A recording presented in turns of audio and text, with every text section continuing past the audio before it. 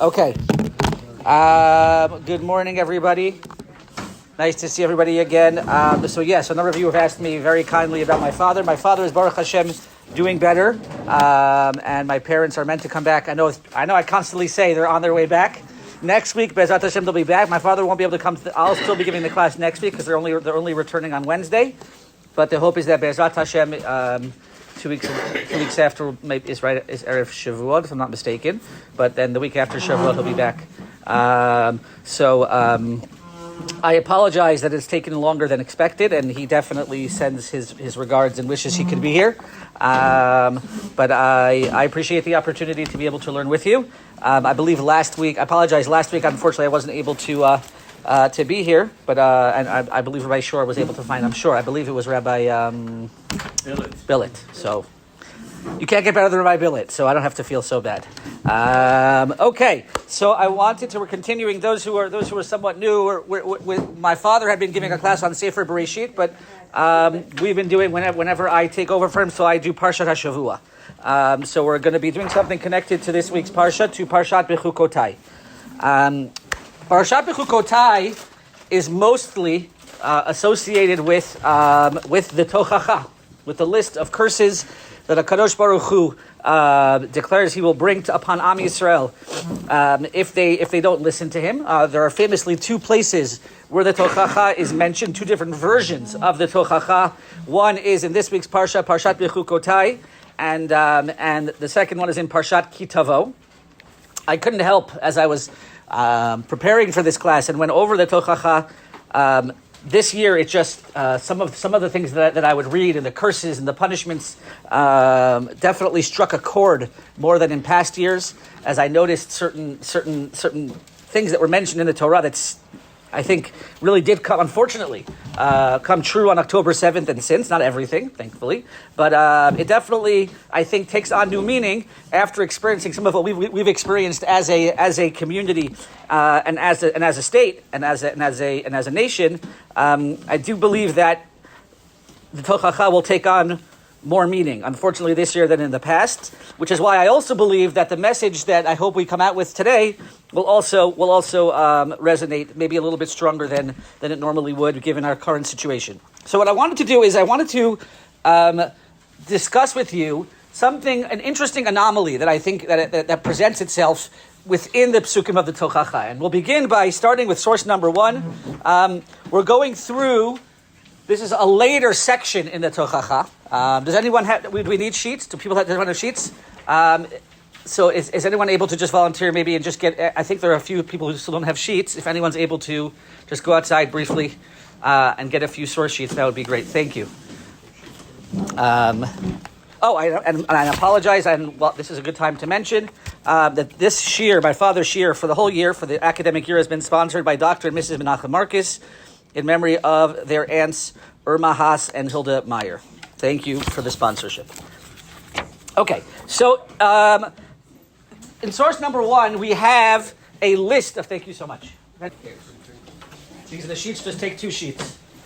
So the Torah is describing various punishments, and one of the themes that develops within the TORAH, we're going to begin our learning together in the middle of the TORAH. But one of the themes is the theme of 7, where God basically says, if you don't listen to the Torah, I will bring about certain punishments. And at least in Parshat Bechukotai, less so in Parshat Kitavo, but in this week's Parsha, Parshat Bechukotai, the lists of punishments tend to come in bunches of 7. And the Torah explicitly says this. It calls it Sheva al Chatotechem. If you look at source number 1, HaKadosh Baruch Hu is in the middle of describing the punishments that he's going to give to the Jewish people. Ve'im bizot lo tishme'uli v'halachtem imi b'keri. If with all that I've brought, says God, I've already brought you a number of punishments. Again, we're in the middle. With all this, you have not yet, you continue not to listen to me, and you walk with me, b'keri. Again, keri is a very interesting word. We're not going to focus on it today, but the simplest understanding seems to be wayward. You're not consistent in your relationship with God. We're not consistent in our observance of the mitzvot. If we continue to walk with God in a wayward fashion, says the Torah, or says Hashem, "V'halachti imachem b'chamat keri," then I too will walk with you in a wayward fashion. I'll be there, sometimes I'll be there, sometimes I won't be there, sometimes I'll come to your aid, sometimes I won't. V'sarti etchem, and I will bring more yisurin, I'll bring problems. Af ani sheva al chatotechem. I will continue to bring more punishments, 7 punishments corresponding to your sins. And now the Torah begins to list what those punishments are. Pasuk Kaftet, Ve'achaltem bisar b'nechem, u'bisar benotechem tochelu. You will eat the flesh of your children, your sons and your daughters. It's Pasuk Lamed, Ve'hishmaditi et bamotechem, Ve'hichrati et chamanechem. I will destroy your bamot. Bamot is a reference to the altars that people used to build in order to bring korbanot. V'nasati et pigrechem al pigrei gilulechem, ve'ga'ala nafshi etchem. And I will place your corpses upon other corpses, and my soul will be disgusted with you. Again, this vision of corpses is unfortunately something that we've experienced recently. V'natati et arechem charva, and your cities will become desolate. Again, these are things that we saw. October 7th. V'hashimoti et miktashechem. This we didn't, because we unfortunately don't have the mikdash, but I will cause your mikdash to become desolate. V'lo ariach b'reach nichochachem. And I will not smell the beautiful smell of your korbanot. Continues HaKadosh Baruch Hu, V'hashimoti ani et haaretz, and I will make the land desolate. V'shamemu aleha oivechem hayoshvim ba. And your enemies, who will now come and settle the land after you are removed from the land, will also be shocked at how desolate the land is. Ve'etchem ezara b'goyim, and I will scatter you out amongst the nations. V'harikoti etchem charev, and the sword will follow after you. V'haita artzechem shmama v'arechem yu charba, and your land will be desolate, and your cities will be totally also desolate. Az tirtzeh haaretz et shabtoteha kol yemei hashama v'atem be'eretz oivechem. Az tishbat haaretz v'hirtza et shabtoteha. And this pasuk is an interesting pasuk where HaKadosh Baruch Hu seems to imply that once I take you out of the land and the land is desolate, then the land will finally rest. Corresponding to all those years that you didn't observe Shemitah. Shemitah is the year that we were commanded to leave the land desolate. And the Torah seems to indicate that in response to the fact that we didn't leave the land desolate when we were supposed to, the land, once we leave and are kicked out, will now be desolate automatically and will make up for those years that we didn't observe Shemitah. What's interesting, and it seems that you read these psukim and the Torah is flat out continuing to describe destruction and punishment. And that seems to be the simple understanding of all of these psukim. In fact, if you look at the Hemek Davar in source number 2, the Nitziv, he explains, what does it mean that your city will become charev, will be desolate? Says the Hamek Davar in source number 2, Achar shehashchina mistaleket miklal eretz Yisrael, panaziva uvazeyu arei Yisrael chareva. Once the Shechina is removed from the land, Am Yisrael leaves, the Shechina exits with Am Yisrael into Galut, then the land is losing all of its splendor. It's going to be entirely desolate. And the description of us being scattered amongst the nations and the land being desolate, a simple understanding seems to be part of the curses, part of this punishment that HaKadosh Baruch Hu is going to bring upon the Jewish people. The Eben Ezra says the same thing in source number 3. What does it mean, V'shamemu aleh? What does it mean that the nations are going to be shocked at how desolate it is? Kol kach tiyesh mama, says the Eben Ezra, shegam ha'oivim hadarim yashumu aleh. It's going to be so desolate. The land is going to be so totally not able to produce anything that even the nations that replace you when you're kicked out of the land, your enemies who kicked you out of the land, they're going to be shocked at how desolate it is and how at its inability to create any kind of produce. Says the Eben Ezra, hafach misos kol haaretz. The opposite of the idea of the entire land rejoicing as a result from what it's able to produce. So, again, the simple understanding seems to be that this whole list that we've read in the Torah is actually a list of curses. However, Rashi, in source number 4, famously gives a different interpretation for Pasuk Lamed Bet. When the Torah describes the land being desolate, not just when we leave, but even for our enemies, Rashi famously says that's actually a bracha. That's actually a good thing. Right in the smack in the middle of all of these klalot and all of these curses and all of these punishments that God is giving us, there's actually an element of goodness. Look at source number 4. What does it mean, V'hashimoti ani et haaretz? I will make the land desolate. Says Rashi, Zu mida tova li Yisrael. This is actually good news for Am Yisrael. In what way is it good news? Shelo yimtzeu ha'ivim nachat ruach be'artzam shetehei shomeiman miyoshveha. Because once Am Yisrael are kicked out of the land is going to respond and refuse to produce for the oivim. That Eretz Yisrael, once Am Yisrael are out of the land, now, even though our enemies are in the land, they're not going to be successful at developing the land, at building the land. And so smack in the middle of all of these curses and these punishments, all of a sudden, according to Rashi, we have this bracha. This bracha of the land will not, our enemies who kick us out will not be successful to build the land and to be successful in creating the produce. And that's an aspect of bracha. Where did Rashi get this from? So this is actually a medrash, which I brought for you in source number 5. This is a sifra in Parshat Bechukotai. Says the sifra, v'hashimoti ani et haaretz, I will destroy the land. Zu midah tova, shelo yehu Yisrael omrim, hoel v'galinu me'artzenu, achshav ha'ivim ba'im umotzim aleha nachas ruach. This is meant to be a bracha. Because if we're kicked out of the land and our enemies get to go in and they're able to build up this land into a beautiful area and a beautiful economy and create a beautiful state, it's going to be much more painful for us. Because not only are we kicked out of the land, but the people who kicked us out are able to take advantage of everything that the land has to offer. It's like a double whammy almost. And therefore says the Torah, Shene'emar v'shamemu aleha ha'ivim hayoshvim ba, af ha'ivim haba'im acharechen lo yimtzeu aleha nachas ruach. That even though you're going to get kicked out, there is an element of bracha here.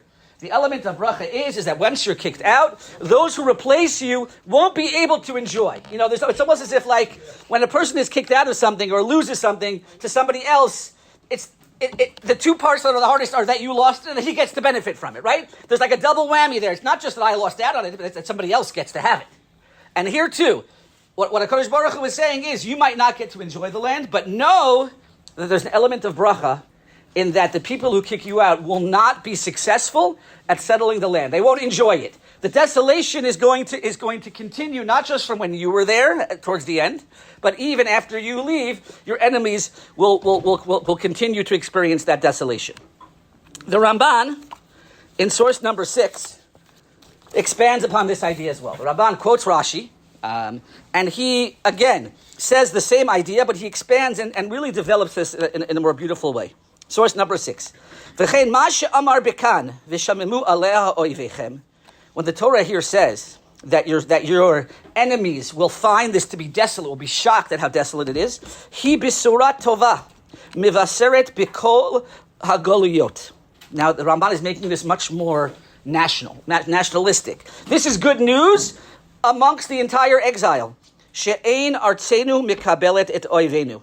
That our land can't handle and isn't going to produce, isn't going to give to our enemies. V'gam zu ra'aya gdola v'haftacha lanu. And this is actually a great promise to us.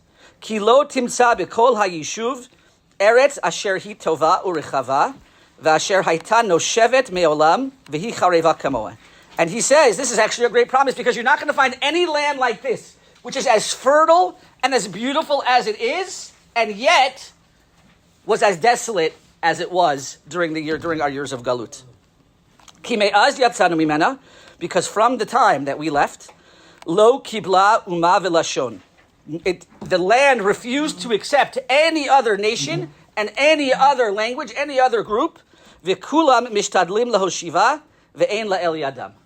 And everybody came here. And again, if you look throughout history, all the different groups and all the different nations that came here and tried to settle this land unsuccessfully were unsuccessful at turning it into the vibrant land that it is today.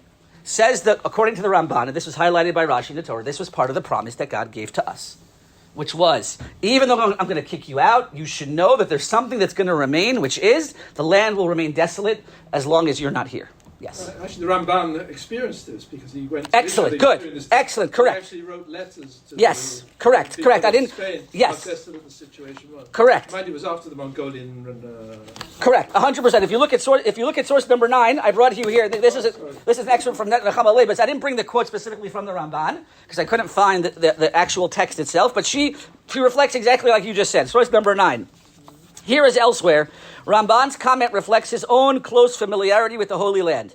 Arriving in Eretz Yisrael in 1265 and witnessing Jerusalem and its desolation with the entire land laid waste, he yet Jerusalis, viewing the land as an abandoned woman awaiting the return of her husband. His feelings were shared some 700 years later by the forerunners of the Chovevei Tzion, when the land was still devastated, its hills bare, supposed to be bare, its valleys infested with swamps, and the Negev a wilderness.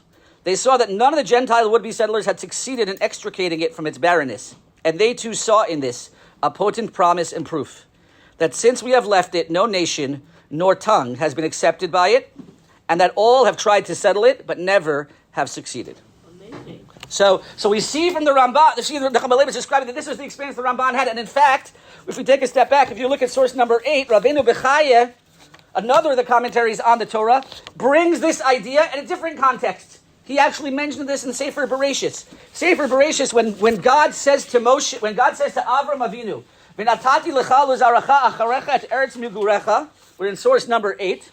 Et kol eretz kina'an la'achuzat olam. God says to Avram Avinu, "I'm going to give you and your progeny this land to live here, all of Eretz Canaan as an eternal achuzah." Achuzah means a heritage. This was meant to be our land. Says Rabbeinu Bechaya, "Be'er shetiyeh ha'eretz liYisrael achuzat olam." This is our place. This is our achuzah. Shelo yirashua v'lo yoshivu arakem. That the only people who will successfully be able to settle the land and build it into what it is will only be Am Yisrael. If, let's say, at some point we're sent into Galus, Yashuvu aleh ki achzat olam. At some point we're going to come back. At some point we're going to come back because this is our eternal heritage. V'lo le'ovdei gilulim, and not to idolaters. V'zehu siman gadol Yisrael shemiyom shegalu mimena lo nityashva sham umaklal aval hi chareva ushmama ad sheyashuvu efrocheha litocha. But that is the beautiful sign that from the time that Am Yisrael left the land, no other nation was able to successfully build off the land in a successful way. It remained desolate until efrocha, until its babies return back to the nest, as it were. Hashchina shetishre b'Yisrael hu she'amar v'ayiti lachem le'lokim kilomar lahem levadam v'lo le'ovdei gilulim. And what's fascinating about this is that usually you have birds that will only associate with certain nests, but you rarely have a nest that refuses to provide that shelter for the bird. And that was something that I read somewhere else as well. That here you have this relationship between Am Yisrael and Eretz Yisrael, where we look to Am Yisrael, and we have for thousands of years looked to Am Yisrael. And what's being described here was that there was that mutual connection. The land itself was also saying, "I'm waiting for you to come home." And the way that it did that, the way that it showed that, the way that it expressed that, was by remaining desolate and refusing to grow in the normal way, by showing that I'm waiting for Am Yisrael to come back. So this is again a beautiful idea that is highlighted beginning with Rashi and continuing through the Rishonim. The question that the Mefarshim try to understand, there's really two questions that I think we have to answer in order to really understand this. This is all a beautiful idea, and it's a nice idea. But number one, the question becomes, where did Rashi get that from the Psukim? If you look at the context of the Psukim, we're talking about a whole list of curses. And if we're talking about a whole list of curses, all of a sudden Rashi says, "Oh, by the way, this one's a bracha." The Psukim before it were curses and punishments. The Psukim after it, we'll see, is a debate, but seem to also be punishments. And all of a sudden Rashi says this is a bracha. Where did Rashi get that from? What in the text indicated to Rashi, and really to the Medrash as well, that this is actually a bracha and not just meant to be a curse, but a curse that just indicates that the land will be desolate. So the Mefarshim on Rashi actually developed two ideas, two suggestions. The Sifsei Chachamim is a perush on Rashi, says that Rashi concluded this based on something practical within the Psukim. We know that the Torah says, that God says when he describes the Tochacha, he says, I'm going to punish you in bunches of 7. Says the Sifsei Chachamim, we're not going to do this now because it's a little bit technical. He says if you count, after God says, Sheva al Chatotechem in the Psukim that we saw, I'm going to give you 7 punishments. If you count, there are 7 punishments, and then we get to this pasuk, the pasuk of the land being desolate. So says the Sifsei Chachamim, it must be that Rashi looked and said, look, there's more than 7 here. There's more than 7 things listed in this pasuk, in which case the first 7 must be the punishment, And this next one must be a bracha. Look at Sifsei Chachamim. Dekasha Rashi says the Sifsei Chachamim. Rashi was bothered. Lama lo mana otan bichlal hapuraniyot v'yushmona. If we include this pasuk about the land being desolate as one of the punishments, we now have 8 punishments, and the pasuk already told us that there's only going to be 7. And therefore, lachein perush zu midatova. Rashi had to conclude that this one must be a bracha and not a klala. Okay, a technical answer that the Sifsei Chachamim gives. Interesting.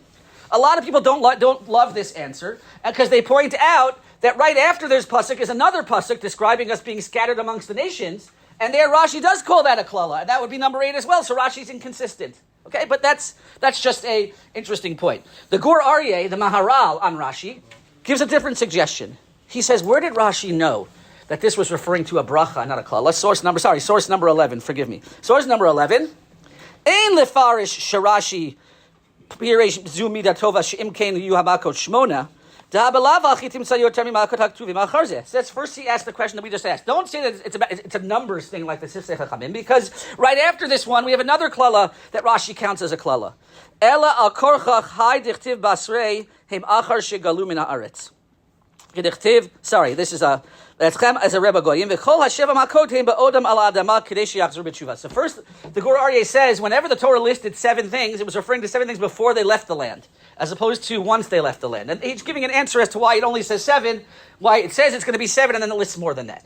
But where did Rashi know that this was specifically going to be a bracha? If you look, we're 5 lines down from the bottom. Start from the top, excuse me.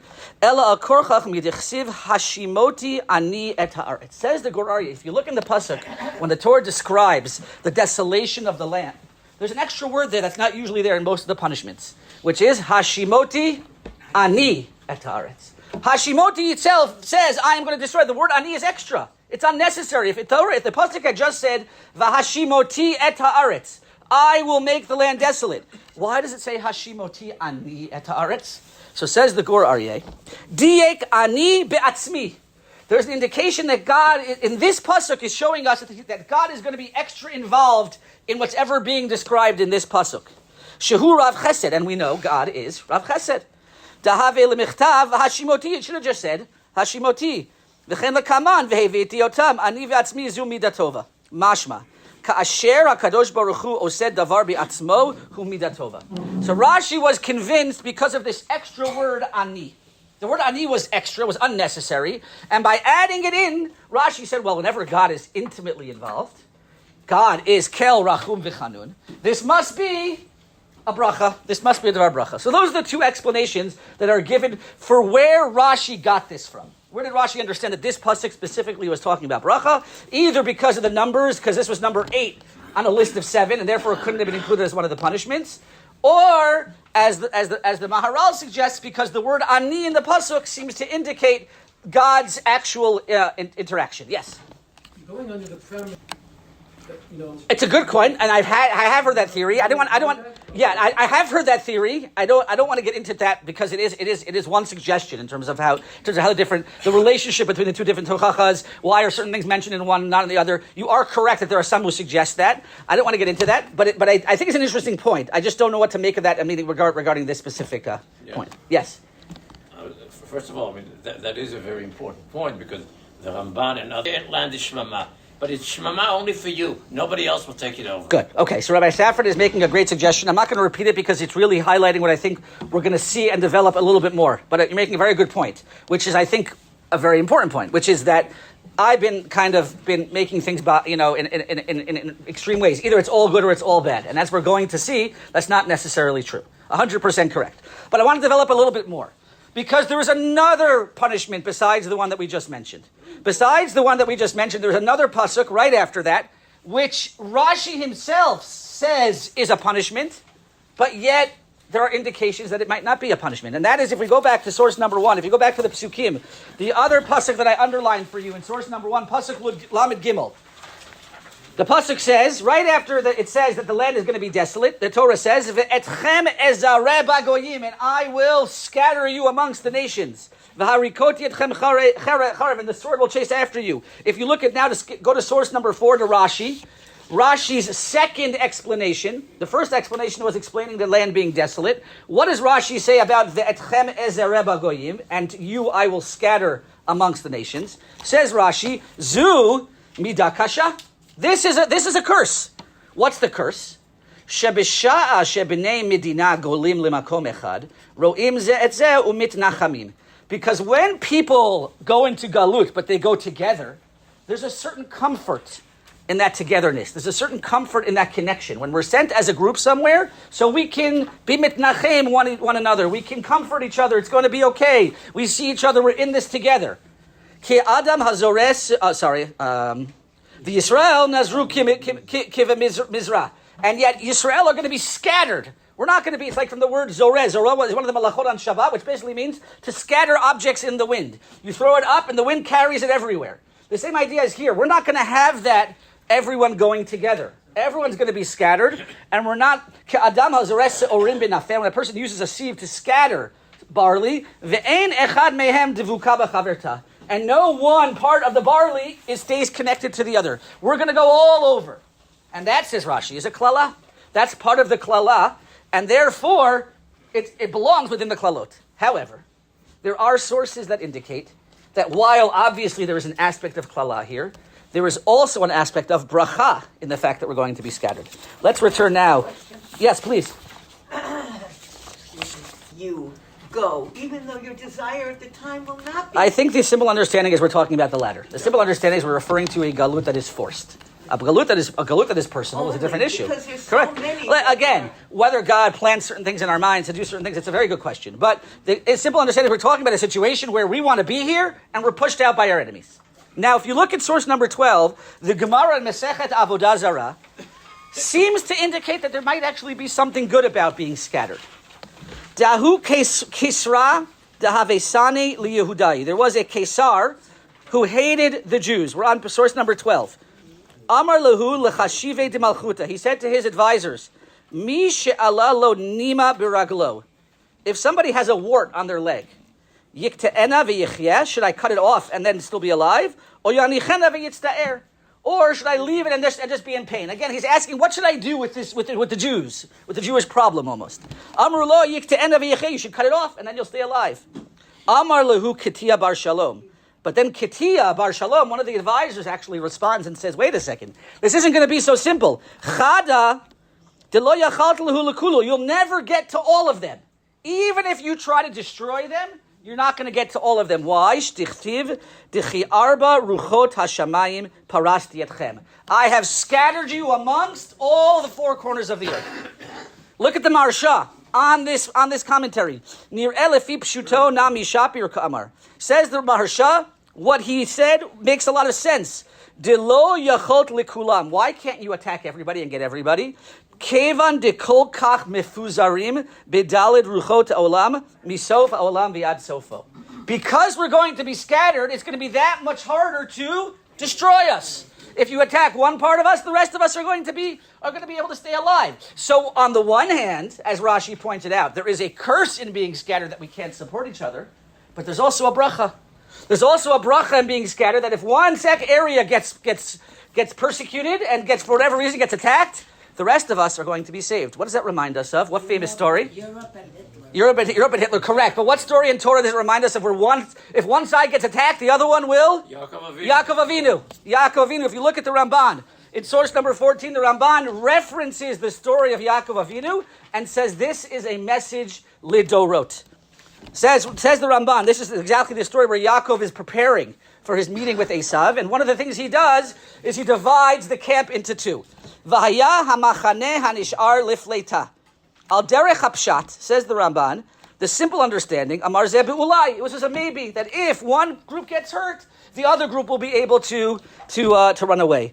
Ki uma amar ulai yinatzel hamachane echad ki b'hakoto echad yivruchu achirim o tashuv chamato o tavo lehem hatzalah me'et Hashem.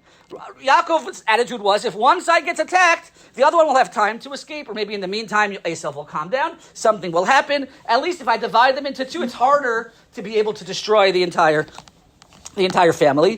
V'chein amru b'Bereshit Rabbah. And this is actually, and then says the Ramban, this is what it says in the Medrash, Limedcha haTorah derech eretz lo yaniach adam kol mimono b'zavit echad. We learn derech eretz. A person shouldn't leave his money all in one area, right? The Torah. This is the Torah source for diversification. Okay, if you want to make sure that you keep your money and everything stays fine, you got to diversify. Okay, there it is, right here in the Ramban.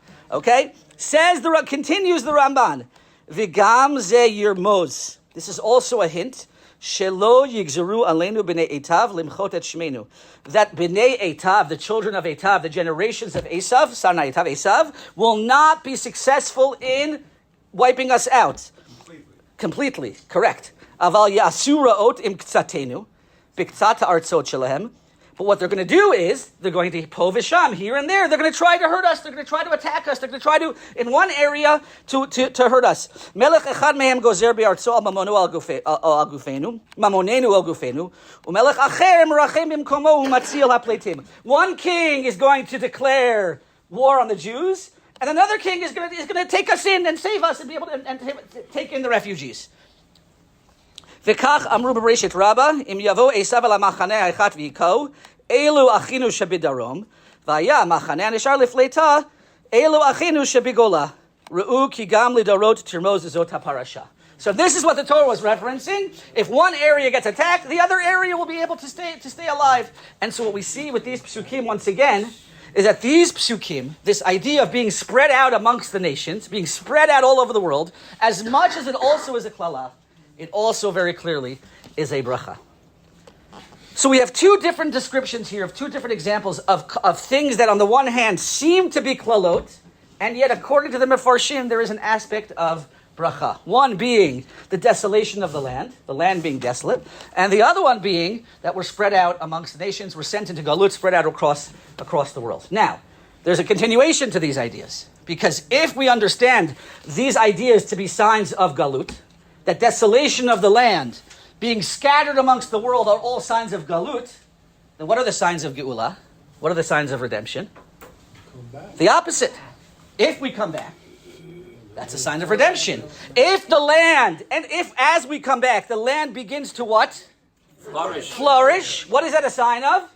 Redemption. And in fact, these ideas formed very much the basis for the opinion that believes that we are now, as we sit today, in the beginning of the Geulah. I'm not going to get into whether we are or we're not, but those signs are very clear. One second, let me just finish the thought. Let me just finish the thought that these are the clear signs that we're entering, or that we're hopefully. That's two different ways to say it. Either we are, or we're hopefully entering the period of Geulah. Yes.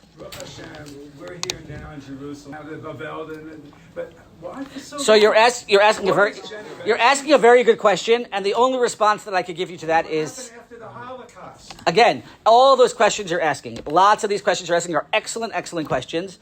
I believe the proper answer to all those questions is we have no way of knowing, because we don't know God's ways. Meaning, obviously, how could He do something for that?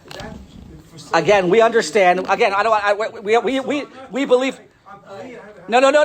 We believe that the things that happen to us are a combination of things that God wanted to bring, and also our actions. And we have to believe. Again, I don't know God's ways. I don't know God's ways, and I don't necessarily know why things were God. So I think we believe. So again, the answer is that as I understand it, fundamentally we believe that our inability to come back to the land for all of those years had to do with us not being worthy, us not being. Now, what was it? What were the actions? Why not? We know that, but what? Again, there's no anyone who thinks they have the answers to those questions, I'd be very, very wary. No, I'm serious. I believe that Just one point, okay? I'm not going to. The group that came back here, they can understand it now. No, I don't think we understand it now. I think we may see certain. Again, that's where I think that's where I think we have to be very, very careful. I agree. We're here right now, but I think just to. Okay, it's an excellent question. You're raising a great question. All great questions. I think the answer to all of those things is the answer is we don't know.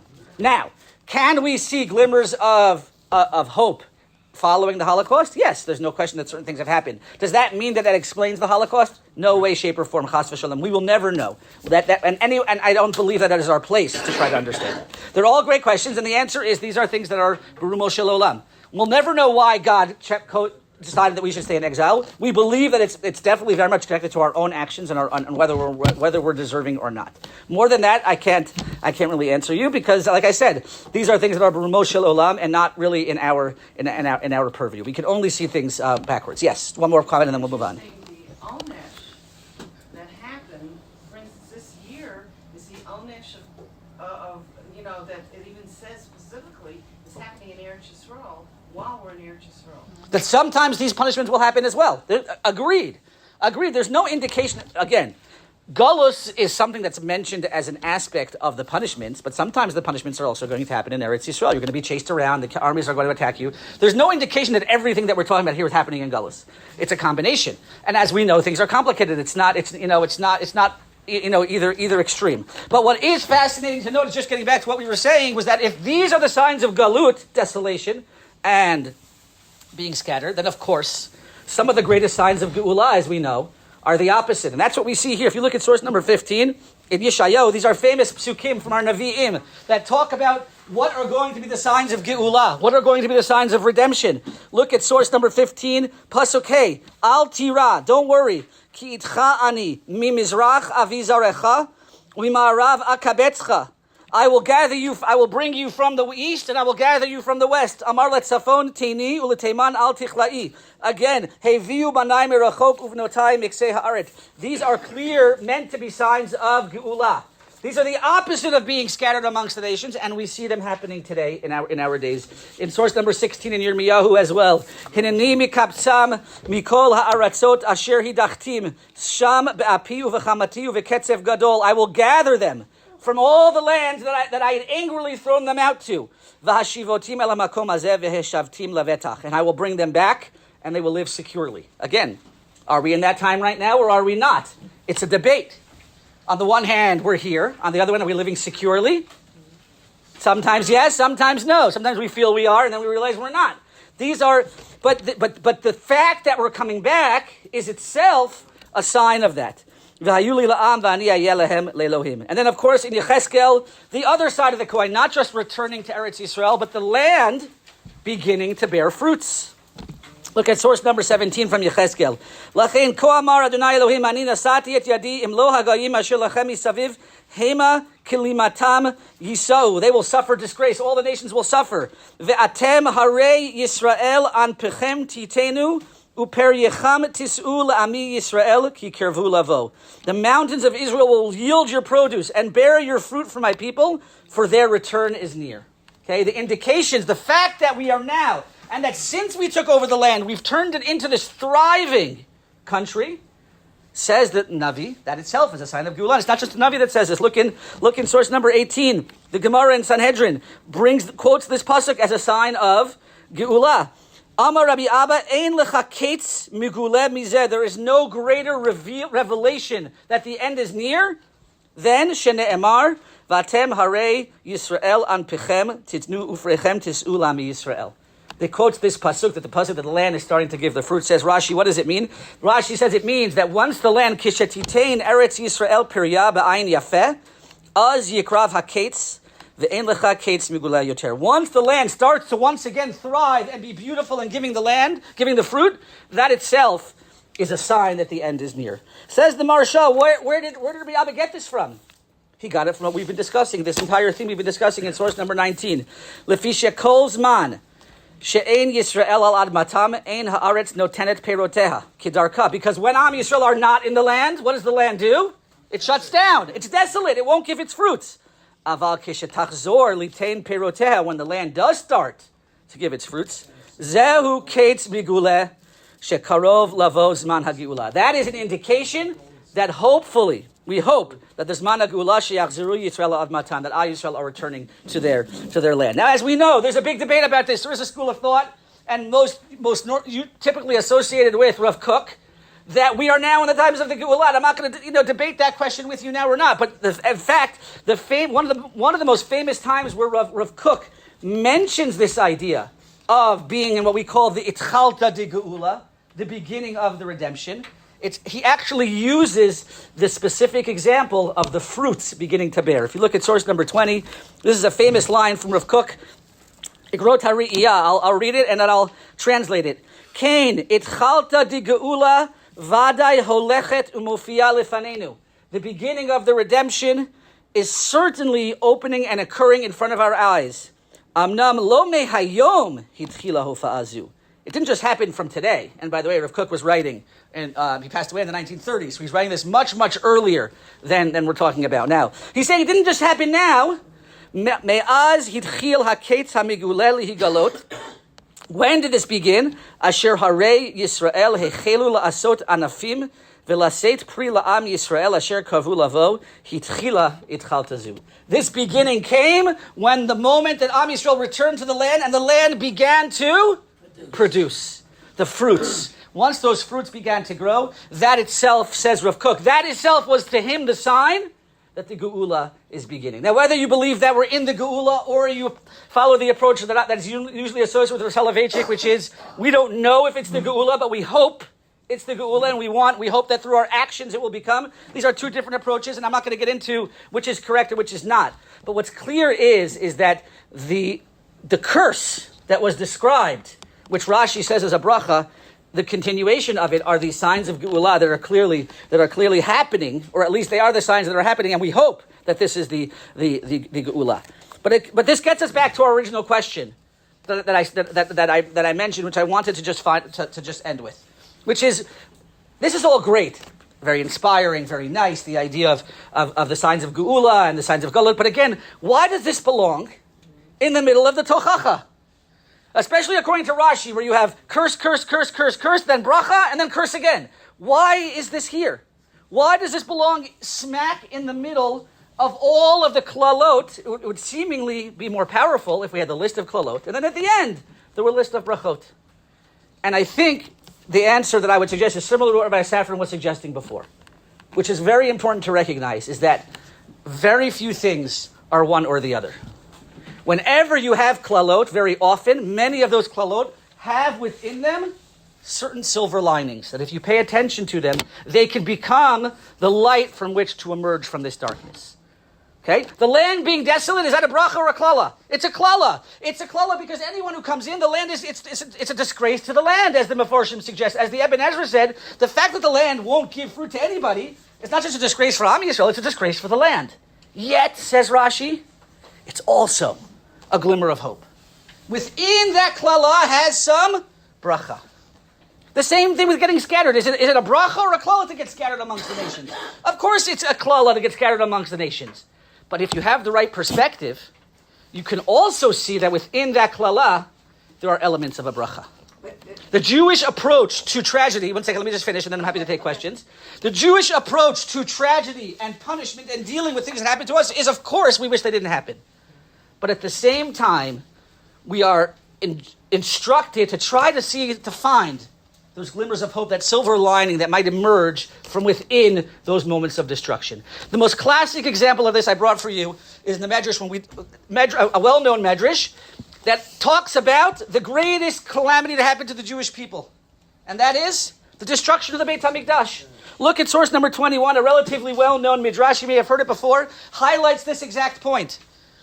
There is a parak in Tehillim, and the parak in Tehillim opens up with Mizmor le'asaf Elokim ba'u goyim nachal asach. It is a parak in Tehillim that describes the destruction of the Beit HaMikdash. And how does it open? Mizmor le'asaf. What does Mizmor mean? A song. A song to Asaf. And then it starts talking about destruction. Says the Medrash, Lo have kra tzarich lemeimar ela bechi le'asaf. Nehi la'asaf, kina la'asaf. Why, if you're about to talk about destruction, why do you open with the phrase a song? A song indicates something happy. You should have started with a kina for Asaf, or a crying for Asaf. Why does it start with Mizmor la'asaf? Ma umer Mizmor la'asaf. Says the Medrash the following mashal. Mashal lemelech she'asa bayit chupa libno. A king who made a wedding for his son. Visida, vikida, vitzira, viyatza, beno letarbut ra'ah. Okay, he prepared this whole wedding for his son. He wanted to marry off his son, and then his son went off the derech and ran away. Now the king has two options. He's very angry. There's two ways he could take out his anger.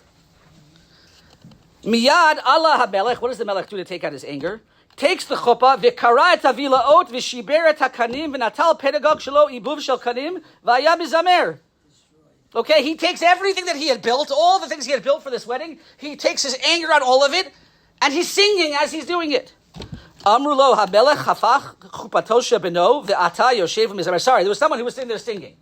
And they said to him, the king is taking out his anger. He's livid, he's upset, he's angry. And you're sitting there singing as if there's something good happening here? Amar lahem mizamer ani shehafach chupato shel beno ve'lo shafach chamato al beno. I'm singing because the king had two options. He could either take out his anger on the physical objects of the wedding, or he could take out his anger on the son. And so, of course, we wish that he didn't have to take out his anger at all. But if he has to take his anger out on one, which one would we prefer? On the wedding, on the stuff of the wedding, not on the son. So too says the Medrash, the following. Kach amru le'asaf. HaKadosh Baruch Hu hichriv heichal u'mikadesh v'ata yoshev mizamer. So too, they said the same thing to Asaf. Asaf, during the destruction of the Beit HaMikdash, Asaf figuratively is sitting there and he's singing. And they said, Asaf, are you crazy? You're sitting there singing while HaKadosh Baruch Hu is destroying the Beit HaMikdash? Amar lahem mizamer ani, sheshafach HaKadosh Baruch Hu chamato al ha'itzim v'al ha'avanim, v'lo shafach chamato al Yisrael. Hadahu dichtiv vayetze eish b'tzion v'tochal yisodoteh. Says Asaf, why am I singing? Why is there a certain element of happiness here? Because when God decided to punish the Jewish people, he had two options. He could either destroy the Beit HaMikdash, or he could destroy the Jewish people. And by destroying the Beit HaMikdash, there is an element, a glimmer of hope. There is a silver lining.